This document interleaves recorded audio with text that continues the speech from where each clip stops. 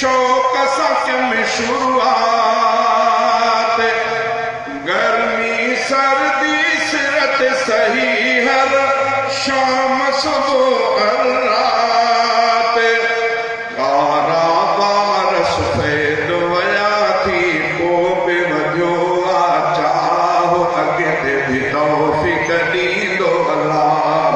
कारागार सफेद वया थी को बिवजो चाहो अगे भी तौफीक दींदो अल्लाह।